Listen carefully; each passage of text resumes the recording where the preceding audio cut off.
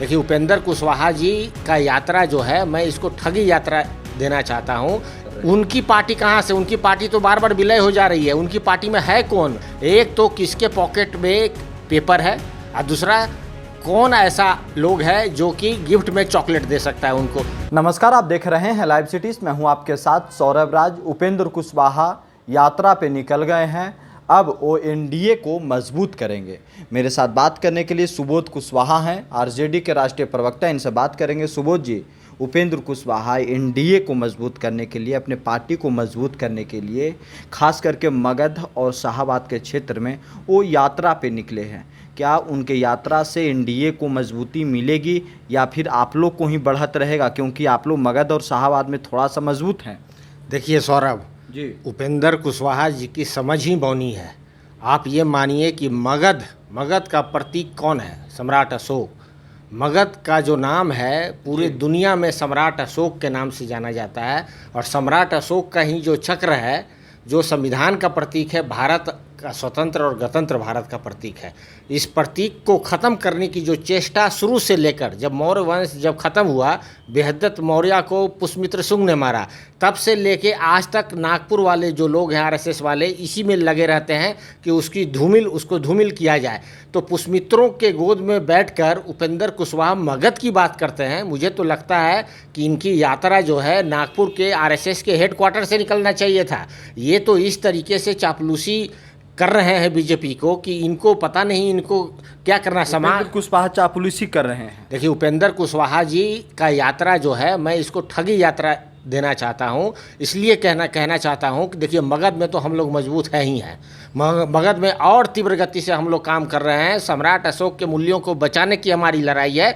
बहुजन सुखाय बहुजन हिताय की परंपरा के हम लोग हैं, और जो लोग मनुस्मृति से, जो लोग जो हैं आरएसएस से चलने वाले लोग हैं, उनके गोद में उपेंद्र कुशवाहा आरएसएस से चलते हैं। तो आप देखिए ना, आप यात्रा देखिए किसके गोद में बैठकर कर रहे हैं। वो आरएसएस के गोद में बैठकर पार्टी को, एनडीए को मजबूत करने के लिए कर रहे हैं। उनकी पार्टी कहाँ से? उनकी पार्टी तो बार बार विलय हो जा रही है। उनकी पार्टी में है कौन? उनके साथ जितने लोग रहे, उनके साथ रहकर कोई जो है किसी भी सदन में नहीं जा सकता। किसी को कुछ मिला है, ये इतिहास गवाह है। ये तो उपेंद्र कुशवाहा के साथ जो रहता है उसे कुछ नहीं मिलता है, कोई सदन में वो नहीं जा पाता है। उपेंद्र कुशवाहा जी का इतिहास रहा है, जब भी उनके साथ कोई रहा है, साथ में रहते हुए किसी को कुछ नहीं मिला है।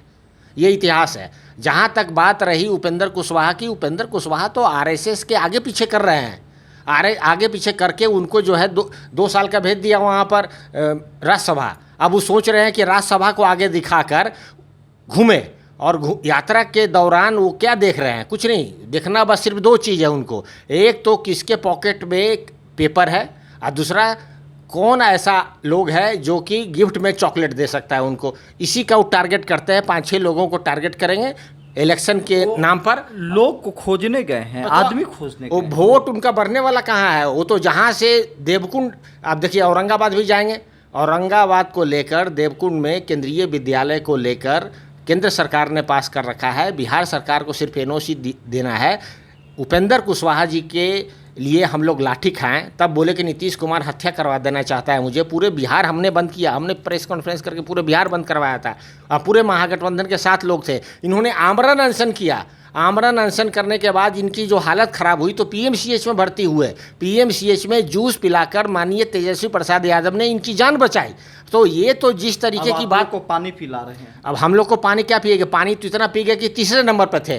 वो औरंगाबाद जाए तो वो देवकुंड के एनओसी वाला, अब केंद्र में भी उनकी सरकार, बिहार में भी उनकी नीतीश कुमार की सरकार, तो अब एनओसी लेके जाएं, नहीं तो औरंगाबाद की जनता घुसने नहीं देगी बॉर्डर से। जो हाल तीसरे नंबर पे किया है, अगली बार 5वें नंबर पे आएंगे। जहाँ तक बात रही कि भाई हार जीत अलग हो सकती है सौरभ जी, लेकिन समाज का वोट ही इनको नहीं मिला। अगर दे दिया होता तो तीसरे नंबर पे रहते। समाज के लोग कहाँ दिया वोट? कहाँ वोट दिया? मैं तो ये कह रहा हूँ कि आरएलएसपी भी जब आरएलएसपी लड़ा था इनके गृह जिला से, तो वहाँ पे जिस बूथ पे ये वोट देने गए थे, वहाँ पे 50 से ज़्यादा वोट नहीं मिला आरएलएसपी कैंडिडेट को। क्या बात करते हैं आप देखिए, तथ्यों की जानकारी हवा बनाकर, यात्रा को फैलाकर, यात्रा को जो है प्रचार कर ये जो करना है कर लें, लेकिन मगध की धरती ये जो है बहुजनों की धरती है और क्रांतिकारियों की धरती है। कुछ नहीं क्या मिलेगा? आप जगदेव बाबू की धरती पे जा रहे हैं। जगदेव बाबू का मानना था 100 में 90 शोषित है। इस शोषित का बात कहाँ कर रहे हैं? इस शोषक के गोद में बैठ के ये बात कर रहे हैं। ये पुष्मित्रों के गोद में बैठ के बात कर रहे हैं। इनको यात्रा शुरू करना था तो कर लेते आरएसएस के हेडक्वार्टर पर।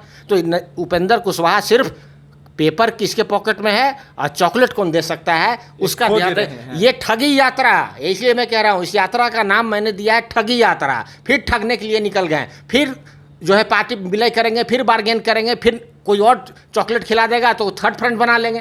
तो इनका तो भाई 15 साल का इतिहास ही यही रहा है। किसी भी कुशवाहा को इनके रहते हुए कुछ मिला है तो हमें नाम बता दे, पहली बात। दूसरी बात ये कि जब से ये आए हैं समाज में जहर बो रहे हैं।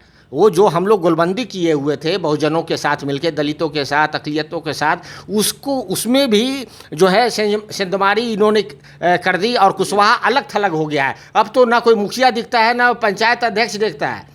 तो कुशवाहा की संख्या लगातार 15 सालों में जनप्रतिनिधि में कमी है और इसका कारण सिर्फ एक है, उपेंद्र कुशवाहा। और गलत इसकी नीयत और गलत इनकी राजनीति की नीयत और नीति रही है। पुष्मित्रों के गोद में जब जब ये जाएंगे समाज जो है इनसे दूर चला जाएगा। चलिए शुक्रिया, थैंक यू हमारे साथ बात करने के लिए सर।